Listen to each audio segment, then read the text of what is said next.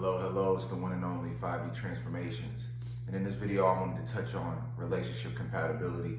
I'm going to touch on a few videos when it comes to this. But the main thing you want to understand when it comes to compatibility with MBTI is that we're dealing with two type of functions when it comes to people, right?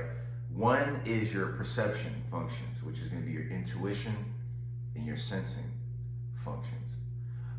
That's how you see the world. You know, if you have extroverted sensing, you're going to see a lot of big, grandy, you're going to see things and be in touch with your environment. If you have introverted intuition, you're going to be more intuitive, but they connect. People with extroverted sensing and introverted intuition, they have a different view in terms of how they perceive the world than someone that has extroverted intuition, like an ENFP, and introverted sensing, which is very much more the future and the past. Okay, so just to be clear, you have people that see the world very presently. That's your extroverted sensors, your ESTPs, ISTPs, who else has SC? I'm forgetting. ESTPs, your ISTPs, your ENFJs, your INFJs, they all have extroverted sensing. And extroverted sensing is a function that is very much about the present moment. And then you have introverted intuition, which is about like the next best thing to do. It has that intuition, and they pair together. Now, if you have two types of people that both share extroverted sensing and introverted intuition, and for example, one person might have introverted intuition, the other might have extroverted sensing, but because they both share that same style, which means they both have those two functions in their top four stack, means that if that person pairs with another person and they both have that pairing of extroverted sensing, introverted intuition somewhere in their top four stack, they're going to relate a lot more closely with how they see things, in terms of wanting to have adventure, wanting to go out, wanting to do things. An extroverted sensor is going to be more willing to want to go out and do things. The introverted intuitive still has extroverted sensing, so that's being fulfilled with their partner. Whereas now, let's say you have that same person who has extroverted sensing, introverted intuition, and then you put them in a relationship with somebody that has extroverted intuition.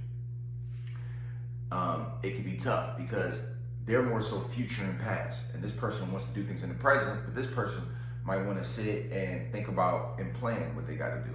And that's where you can see there can be a disconnect in terms of the perception functions. But the beauty is you also can learn from somebody who has different functions than you, right?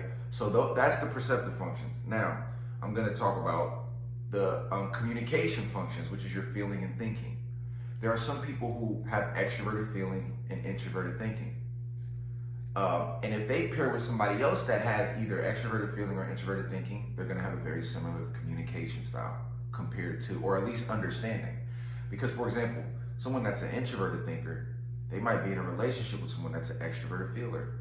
So they're both different. One's a thinking dominant, one's a feeling dominant, but they both have introverted thinking and extroverted feeling in their top four. So they can understand, they still use those functions. Now let's say you get somebody that has extroverted feeling and you put them in a relationship with someone that has introverted feeling. So that's like taking someone that might be like an ENFJ, an ESFJ, those people who have extroverted feeling dominant. Then you put them in a relationship with an INFP, ISFP, types that have introverted feeling dominant. There's going to be a disconnect because extroverted feeling, if you watch the past videos, I got a bunch of videos on all these types, or all the functions, extroverted feeling is going to want to communicate over, it's going to want to emote, it's going to want to express itself freely, but the introverted feeler is going to be much more holding their feeling in. It's going to be very much more passive aggressive. So once again, if that person that has introverted feeling, if they get with somebody else that has introverted feeling and extroverted thinking, one of those two, they're going to understand each other's communication. So my whole point is this. I don't think that you have to share all of the same four functions. I think this is the perfect blend, and I'm going to do a part 2 to this, but for now, you want to share at least one of the communication functions, which is going to be the thinking, feeling functions. You want to have the same ones as that person. So if you're an ENFJ and you have FE, you're gonna want to have somebody that has extroverted feeling, right? Which might be an ISFJ, INFJ, these different types that are gonna have extroverted feeling. But if you share the communication function, then I think you don't have to share the perception functions, you know? So that's really how you do it. You want to share at least a communication function.